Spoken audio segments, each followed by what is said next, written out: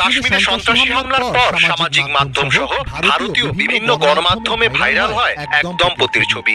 দাবি করা হচ্ছিল সন্ত্রাসীরা এই নৌবাহিনীর কর্মকর্তাকে গুলি করে হত্যা করেছে। তবে এবার জানা গেল সেই দম্পতি মারা যাননি, তারা বেঁচে আছেন। এক ভিডিওতে তারা বিষয়টি স্পষ্ট করেছেন।